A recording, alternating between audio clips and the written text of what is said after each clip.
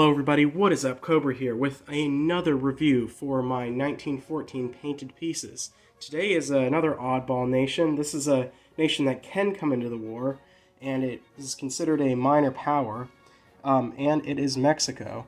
Mexico can be aligned in this game, and if so, they are a fully independent nation, so I've painted up an amount of units so that, and a few custom ones to use for my Mexican forces. So first up we have the Mexican Infantry. These guys are a little ghetto looking, but basically what I did was took some World War II Italians, just because they looked pretty simple, like a simple button-down shirt. And then these heads were from some World War II Russian naval infantry. But I think they made pretty good looking outfits for the Mexicans overall, as this is what the Mexican army was wearing around the time.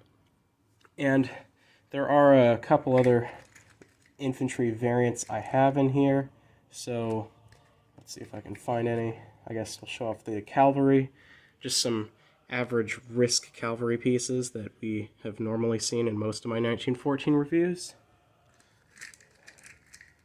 And just some KMT forces that were painted up again in Mexican garb, because again they kind of match the overall outfits of the time.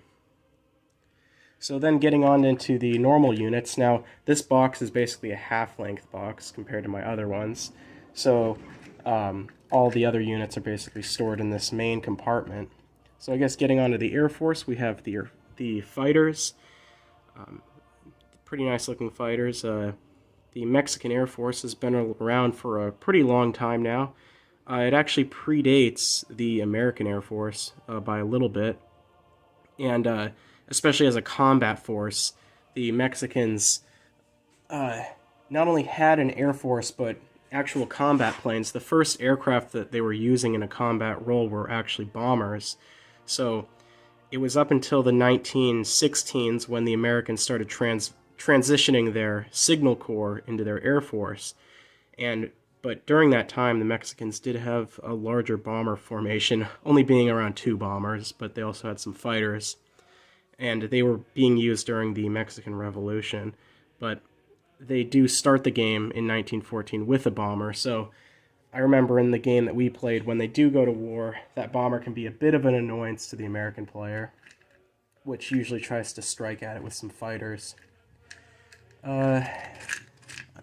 There it is. There's a Zeppelin that finishes out the Mexican air power, but just keeping with the other tan with a red stripe going across it, and the Mexican roundel on the front.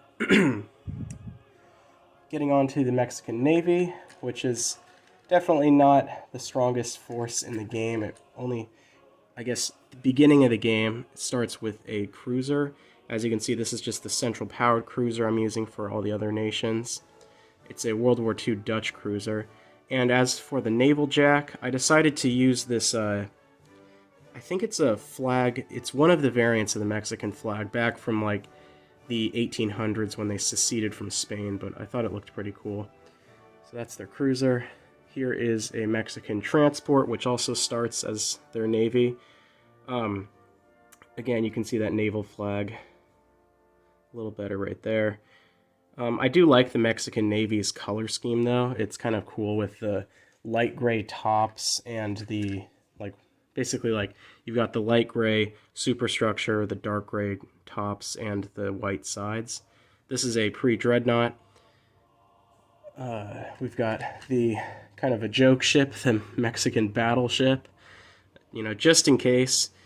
You never know, maybe the Americans are not doing too well, maybe like Germany somehow is trying to invade them or something like that. So we do have a Mexican battleship. And another thing, just keeping the game open, again, another weird unit with the Mexican carrier, just in case it gets built, really late war. Again, it would probably be like, America's just falling apart and it's 1919 or something. Mexico could build a carrier if they really felt like it.